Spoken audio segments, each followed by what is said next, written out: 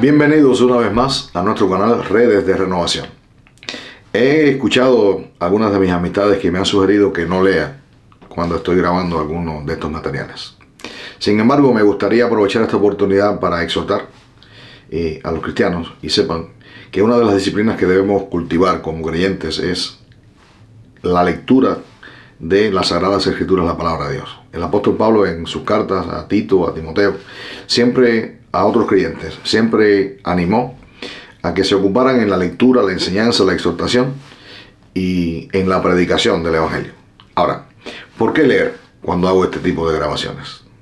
Pues me gustaría despertar en ti el profundo deseo de leer y que juntos podamos en verdad saber que lo que estoy procurando comunicar tiene que ver con lo que Dios revela literalmente a través de lo que ya está escrito. Quiero invitarte a buscar en tu Biblia en la carta a los Hebreos, el libro de los Hebreos. Y en el capítulo 12 hay un llamado de Dios, y es este: por tanto, nosotros también, teniendo en derredor nuestro tan grande nube de testigos, despojémonos de todo peso y del pecado que nos asedia, y corramos con paciencia la carrera que tenemos por delante, puestos los ojos en Jesús, el autor y consumador de la fe, el cual, por el gozo puesto delante de él, sufrió la cruz, menospreciando el oprobio, y se sentó a la diestra del trono de Dios. Considerad a aquel que sufrió tal contradicción de pecadores contra sí mismo, para que vuestro ánimo no se canse hasta desmayar. Porque aún no habéis resistido hasta la sangre, combatiendo contra el pecado. Y habéis ya olvidado la exhortación que como a hijos se os dirige, diciendo: Hijo mío, no menosprecies la disciplina del Señor, ni desmayes cuando eres por él reprendido. Porque el Señor, al que ama, disciplina, y azota a todo aquel que recibe por hijo.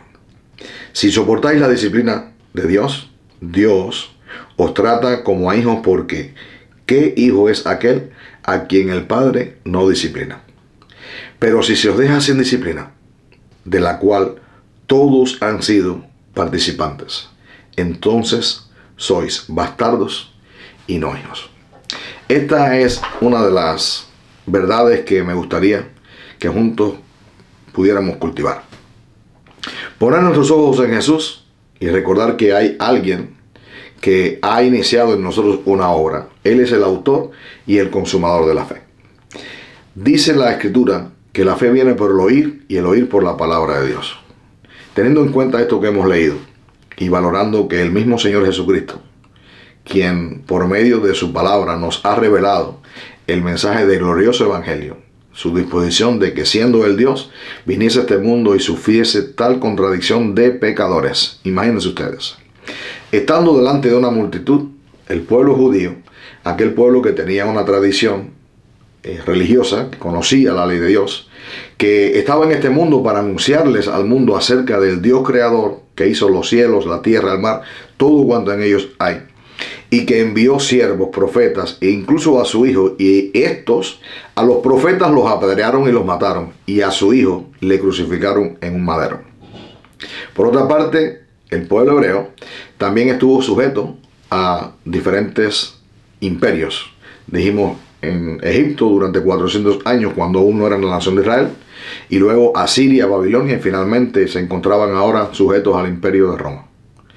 También contradicción de pecadores en contra de él. Dios sujetó a todos bajo condenación. Delante de Dios no existe una persona que frente a Jesucristo pudiera justificarse. Tanto el pueblo judío, los creyentes, como los que no eran creyentes, los que no eran circuncidados, los que estaban ajenos al pacto, a las promesas. Literalmente, vamos a hablar, de nuevo, lo mencionamos, los judíos que eran supuestamente creyentes y las personas que no creían en Dios. Los romanos, ¿verdad? Delante de Jesús, él experimentó que estas personas, todos, eran contrarias a la voluntad de Dios y contrarios también a él. Jesús sufrió esa contradicción de pecadores en su contra. Se levantaron contra él y le expusieron a la muerte. Eso lo sufrió Jesús con un propósito. Dice allí, Él estuvo dispuesto a menospreciar el oprobio. Sí, Jesús, pues, experimentó el oprobio. Él fue expuesto al mundo como el oprobio de la humanidad. Dice la palabra que a Jesús le mostraron y literalmente lo pusieron delante de todos como un vil delincuente. Él sufrió eso, ser acusado y ser condenado y morir por todo. Eso fue triste y penosamente dramático. Sin embargo, después de esta experiencia en la cruz, Jesús, dice la palabra, que Él fue y se sentó a la diestra del trono de Dios. Imagínense ustedes. Aquella persona rechazada por todos ahora está sentada a la diestra de Dios en el trono. Y nosotros somos llamados a considerar a aquel que sufrió tal contradicción de pecadores en contra de sí mismo, para que nosotros de alguna manera no desmayemos hasta el fin, sino que sepamos que tenemos nosotros una carrera y una lucha por enfrentar. Y esto es algo que nosotros, pues, de alguna manera nos debe llamar la atención. No hemos sufrido hasta la sangre. No hemos sufrido hasta la sangre resistiendo y combatiendo contra el pecado. Ahora, ¿de qué pecado hablamos? ¿Qué es pecado para nuestro mundo moderno? Cuando hablamos de pecado, pues para las personas quizás automáticamente la figura es algo religiosa. El pecado para Dios es la violación de sus santas normas o leyes, es decir, la desobediencia a la ley de Dios, tanto moral como espiritual. Y en consecuencia, como vivimos en un mundo en el que también existen leyes y que Dios ha establecido un gobierno, su gobierno, y que le ha dado autoridad también a personas para que ejerzan un dominio, y ese dominio pues es un dominio que es el gobierno de cada nación. Ahora, cuando alguien desobedece las leyes de la nación, está mostrándose como alguien que es un delincuente, es alguien que delinque la ley. Y eso es a lo que se refiere Dios cuando habla de la lucha del creyente. No hemos resistido hasta la sangre luchando contra el pecado, contra el mal que hay en la sociedad. Él vino a morir y derramó su sangre por el pecado, por los que matan, los que roban, los que mienten, los que adulteran, los que hacen todo en contra de la ley de Dios.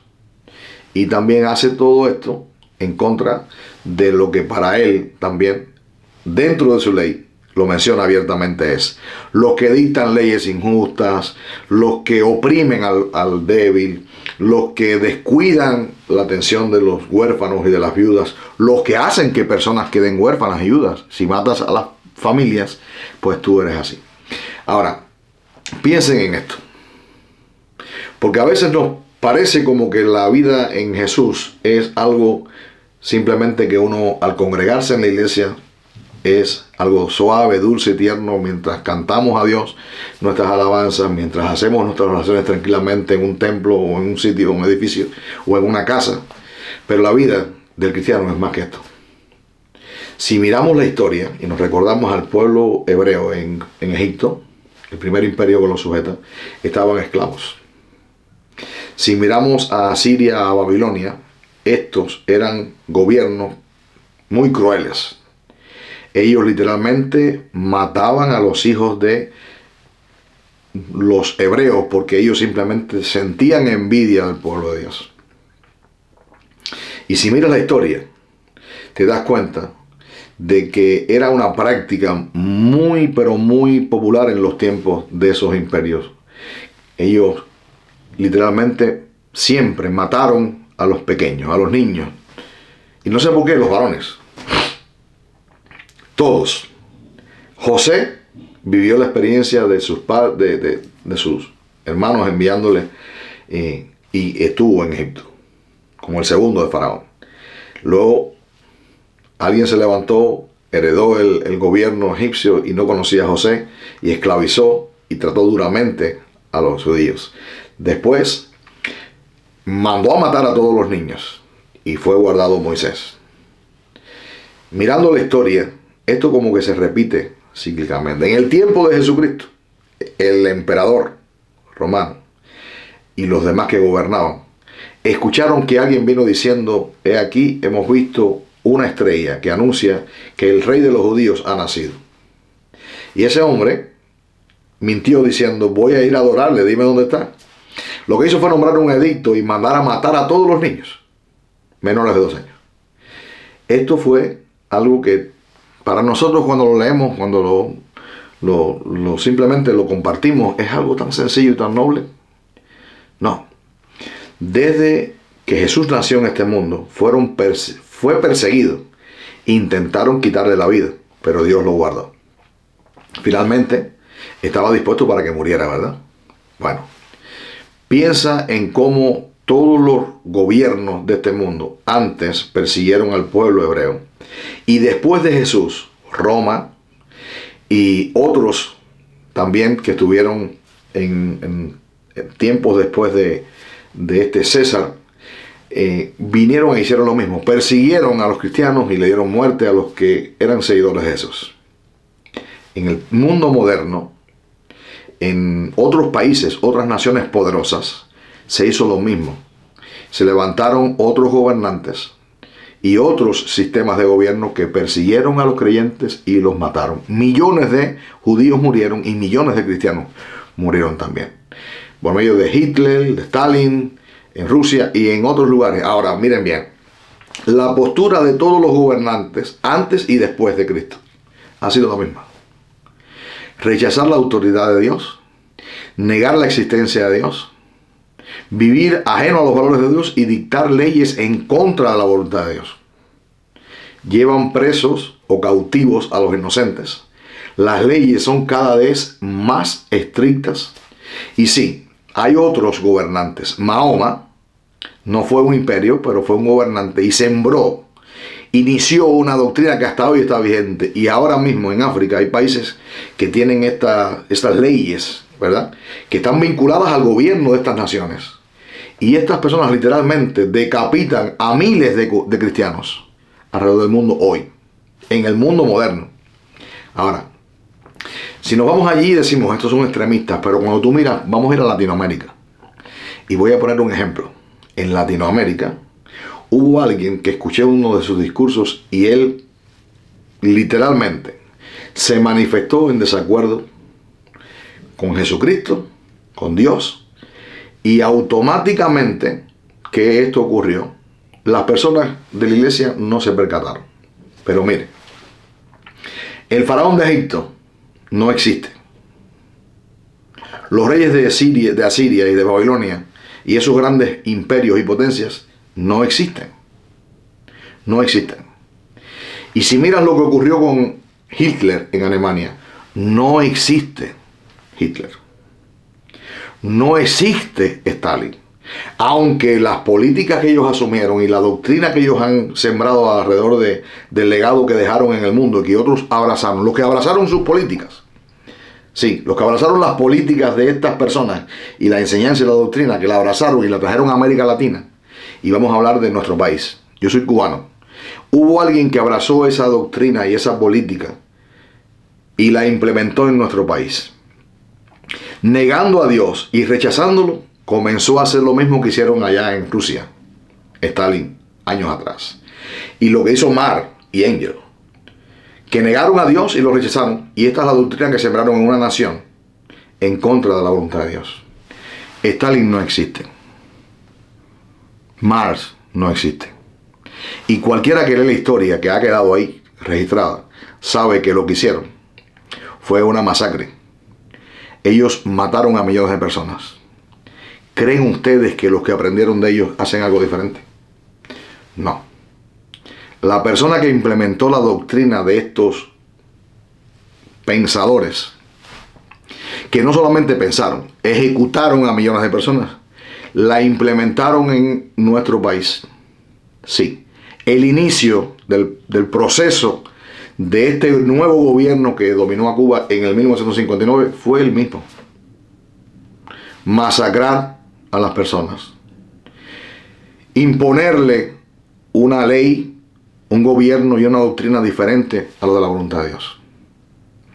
Llevar prisionero a miles de familias y robarle a los pobres y a los desamparados.